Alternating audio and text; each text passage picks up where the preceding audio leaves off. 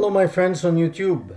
Today is the 5th of March 2023, and today's video is the marriage of Muhammad, the Prophet of Islam, or the founder of the Islamic ideology, of Aisha at the age of 6. And there's a little introduction here. I'd like to put it as a foundation of why I chose this video. Few days ago, about 3 days ago, there was a Muslim leader in Morocco who was asked a question on social media: when can a young Muslim girl get married? And his answer was at the age of 9. And the whole country, including the authority and the king and everyone, stood against him, calling him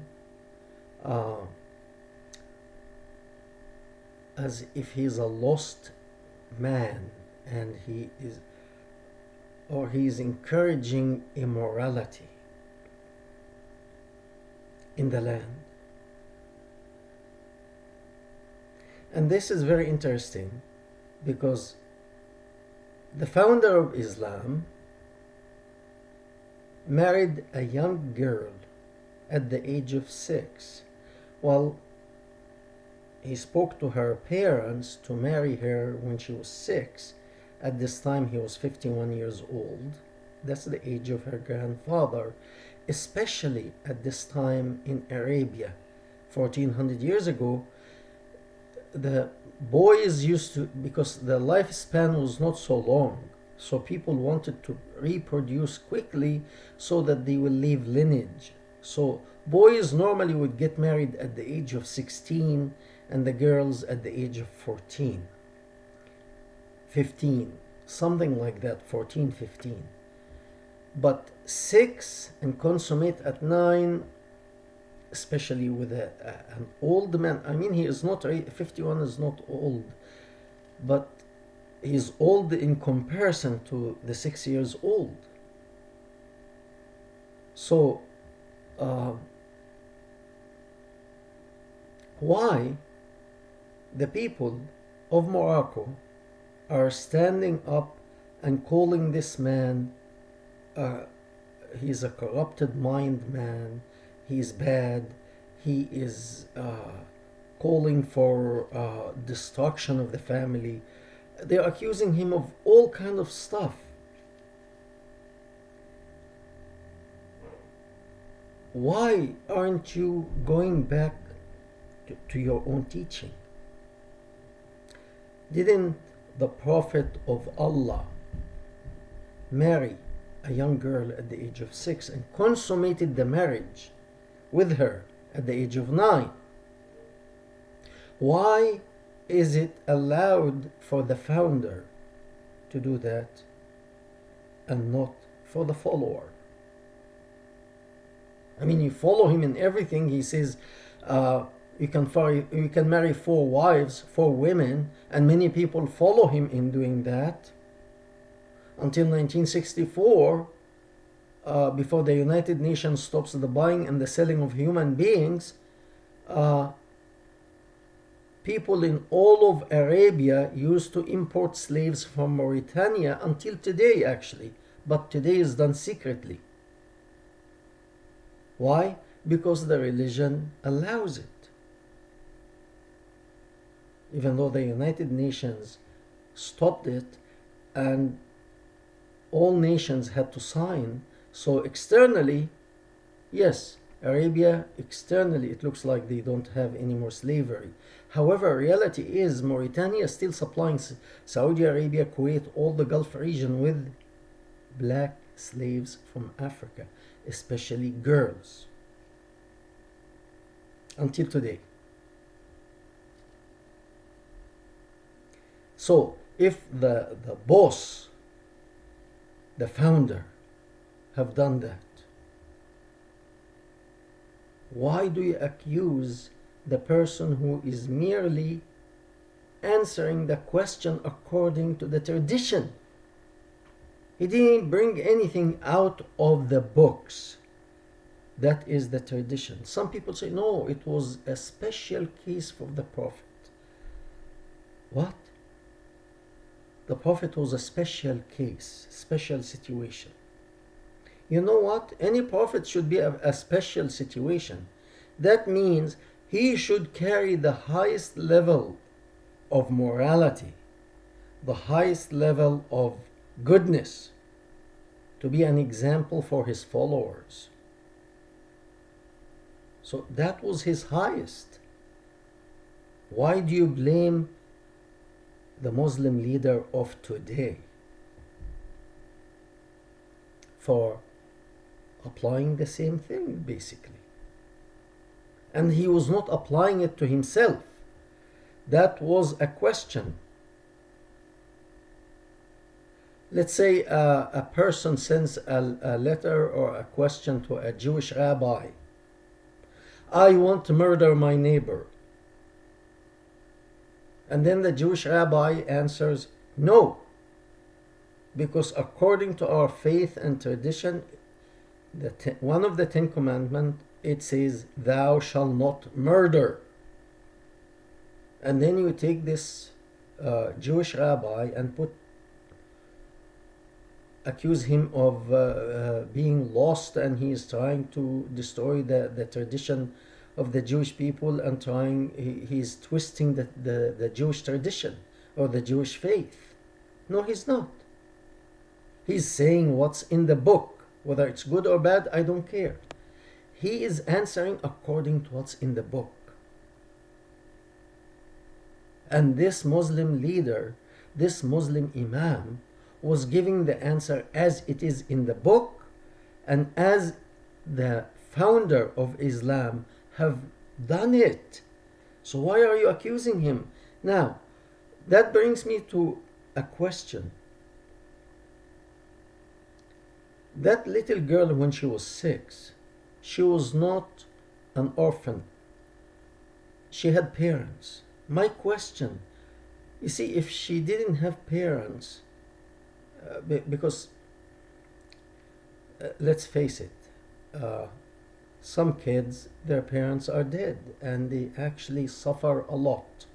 And some, I'm sorry, but they are illegitimate kids, and they are given to institute, and these children, unfortunately, they suffer tremendously because they don't have anyone to protect them, and the institute that it takes them, sometimes the people work in these institutes, they actually sell them out as sex slaves, boys and girls. And sometimes the staff in these institutes abuse these kids, and because they have nowhere to go, they can't do anything. Okay, but that is not the case at the time of Aisha. She had parents. Her father was a wealthy merchant. He was not nobody.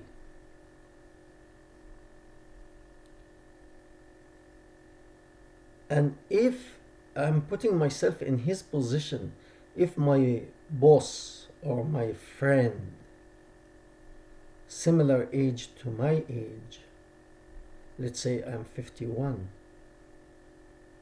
and my friend comes to me and says, I want to marry your 6 years old, but I will consummate the marriage when she's 9. I'll be very angry at this person. And that's a normal thing to be, a normal situation to be at, because what kind of friend are you? Where's your head? What are you talking about? Are you crazy? Have you lost your mind? You are 51. This is 6 years old. And you want to consummate the marriage when she is 9. What do kids do at the age of 9? Boys or girls? All the boys, all what they have in their heads is to get a ball and play and jump around, go and swim, play. And the girls are the same, but probably they like to play with dolls or something to that. I mean, the things that girls like to play with. You want your daughter. Who wants his little girl to consummate marriage at the age of 9? So, my question, what was that family, the parents of this young girl Aisha, like? Twisted mind. Not just the person who's asking to marry her, but those who had agreed to let her marry him. They are also twisted minded people. Let's be realistic. Okay? So here you have that Imam, Muslim leader, who is answering as it is written in the book, and people are so angry at him. But you're not angry at the founder who established such tradition. You try to, actually, there is a feeling of shame that this is wrong. So when it comes, this, oh, because the Prophet, he had a special situation. What do you mean special? What do you mean by special situation? If he wants to get married, yes, I know his first wife died, and he probably wanted to remarry. I am not against that. But why 6 years old? Why not somebody your age? Or never mind your age. You know what? If you are 51 and you marry a woman who is 25, she's old enough. She knows what marriage is. Even if she is 20, if she is 18, she knows what she is getting into. But 9, I'm sorry. Both the one who asked to marry this young girl and her, and the girl has nothing to say. Actually, 9 years old, you don't know much. But the parents, I hold them responsible for this crime. They are criminal. Both sides. They are both criminals. The one who asked to marry her and those who gave him the daughter. They are both criminals. Okay, there's something else. And this actually, I'm sorry, this is the government of Morocco and all the Muslim establishment are against this man now. But they cannot accuse the founder of being a pedophile. They cannot. They know it, but they cannot say it. Okay, another situation that happened with a daughter of a woman from the Muslim Brotherhood, that her father, her mother, and her whole family belonged to the Muslim Brotherhood. And after the revolution in Egypt and in the Middle East, the Arab Spring got rid of the leaders. These people jump on the authority. They put one of them as the president in Egypt, and then the military kicked him out, got rid of him. Thank God for that. But again, they change one evil with a lesser evil. At least it's lesser. But anyway,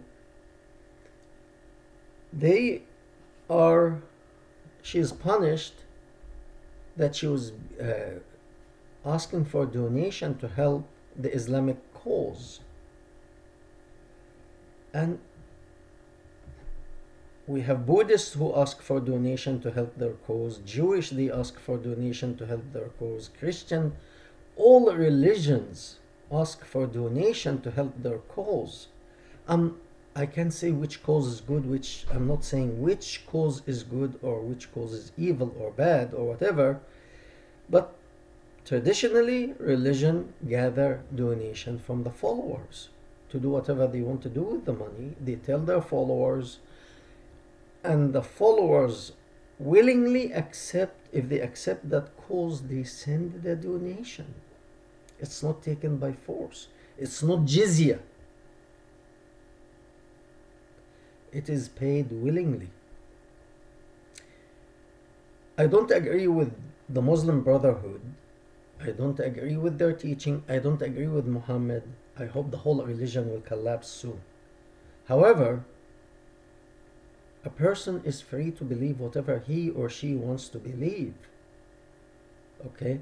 And if she believes that she stands for a cause and she wants to collect donation to build a mosque or to do whatever she wants to do, and people send her this money to do that, to deal with that, that's their business. Leave them alone. However, unfortunately, as I said, we changed one evil by another evil. Yes, it's a bit lesser, but it's like one evil is 100% evil, the other one is 99% evil. You push the Muslim Brotherhood president Muhammad Morsi and you put a military leader. Big deal. What's the difference? Not much, 1%, probably less. Okay, so now my question here to the Egyptian authority as well as to the President Sisi. You yourself, when the name Muhammad is mentioned in front of you, you say, may the blessing of Allah be upon him. So you practice this religion. You practice this stuff. Let me not call it religion. You practice this stuff. You believe in this stuff. Okay? It's better to call it stuff. You believe in that stuff. Why are you against this woman who believes in the same stuff? Because they are dangerous. They are very dangerous. They can overthrow you. It's not because of faith. It's not because of religion. It's not because of anything. It is the authority that you enjoy now. Plain and simple. So, I don't accept the Muslim, I don't accept Islam, period. I don't accept the Muslim Brotherhood. However, some of my family members, some of them they belong to the Muslim Brotherhood movement. Some belong to the what's called Salafi movement, and in my opinion, they are deceived. But by this kind of destructive ideology, that's the least to describe it. They are deceived. They believe Muhammad was a prophet. They believe he was a good man. They believe he was the best of humanity. They believe all of that stuff. That's their freedom to believe. And I don't want them to suffer because of their belief. That's okay. You can believe whatever. You can believe that the sun rises from the north, if you wish. Believe it or not, nowadays there are scientists who claim that the earth is flat. You know what? If you want to believe that the earth triangular, be my guest. You will not offend my feeling. You want to believe it's cubical? God bless you. Good luck. It's your business. As long as you are not causing any damage to me, believe anything you want.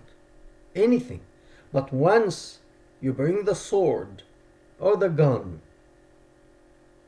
to try to force me to follow it and obey you to follow this nonsense, this is the time that I will actually use more force against you. So, your teaching, to me, it's nonsense. You have the right to teach it. But I also have the right to stand up and tell you it's nonsense. It's word against word.